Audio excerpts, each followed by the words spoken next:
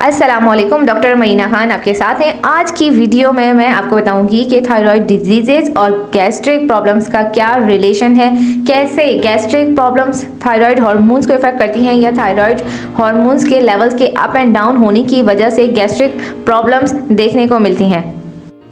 Hypothyroidism, जिसमें thyroid hormones के level कम हो जाते हैं, इसमें क्या होता है कि बॉडी के तमाम फंक्शंस स्लो हो जाते हैं, उनकी स्पीड कम हो जाती है और इसी तरह डाइजेस्टिव सिस्टम के फंक्शंस भी स्लो हो जाते हैं। मतलब डाइजेशन, एब्जॉर्प्शन, जो हमारी खुराक हम लेते हैं उसकी तोड़ फोड़, उसके न्यूट्रिएंट्स की ब्लड में एब्जॉर्प्शन, ये तमाम प्रोसेसेस स्लो हो जाते हैं, जिसकी वजह से बॉडी को जितने न्यूट्रिएंट्स की ज़रूरत होती है जिस वक्त पर उतने न्यूट्रिएंट्स बॉडी को नहीं मिल पाते हैं।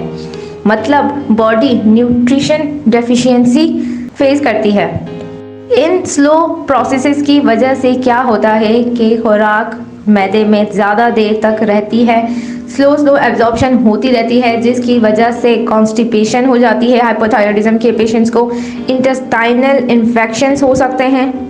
यहाँ पर हाइपोथायरॉयडिज्म में इंटेस्टाइनल इन्फेक्शन के रीज़न में एक रीज़न ये है कि एसिड प्रोडक्शन कम हो जाती है।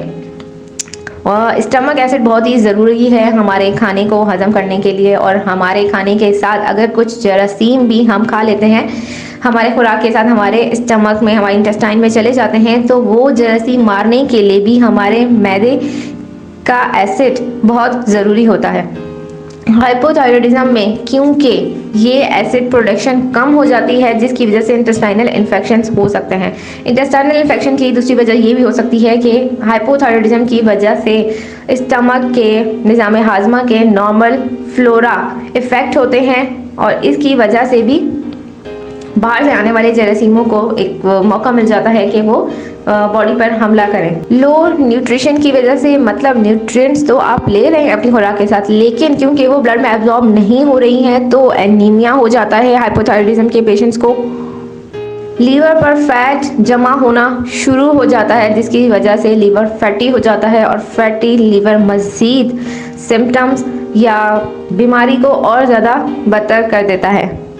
हाइपरथायरॉयडिज्म में क्या होता है कि बॉडी के तमाम मेटाबॉलिक प्रोसेसेस, तमाम फंक्शन स्पीड अप हो जाते हैं, जिसमें हाइपरथायरॉयडिज्म के पेशेंट को डायरिया होता है। बार बार डायरिया होने की वजह से उसके भी न्यूट्रिएंट एब्जॉर्प्शन की कमी हो जाती है।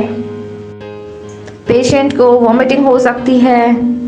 हाइपरथायरॉयडिज्म के पेशेंट्स को लैक्टोज इंटॉलरेंस हो जाती है। लैक्टोज वो मीठा होता है जो दूध में मौजूद होता है, लैक्टोज हजम नहीं होता है, जिसकी वजह से गैस बननी शुरू हो जाती है, या पेट में दर्द रहता है, या डायरिया हो जाता है।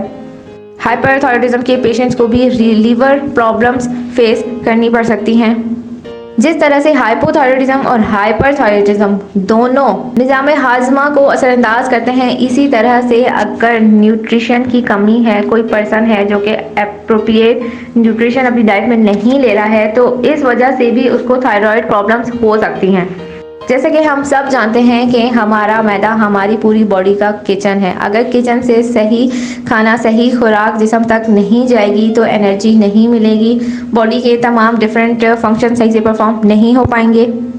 रिसर्चेस कहती हैं कि हाफ ऑफ द पॉपुलेशन जिनको थायराइड है उनको पता ही नहीं है कि उनको थायराइड है।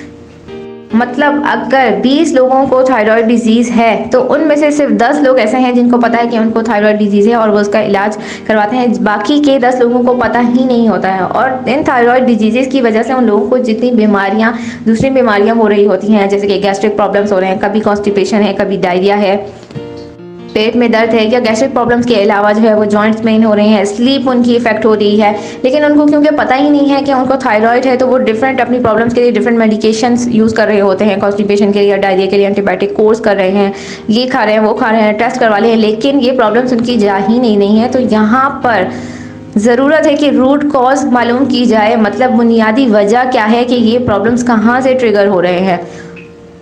तो हमने अपनी वीडियो में आपको इतनी नॉलेज दे दी है कि अगर ये सिम्टम्स अगर आपको फेस कर रहे हैं तो आप लाजमी डॉक्टर से कंसल्ट करें और थायराइड का टेस्ट करवाएं। तो ये था हमारा आज का टॉपिक। फिर मिलेंगे नेक्स्ट टॉपिक के साथ। अल्लाह हाफिज़।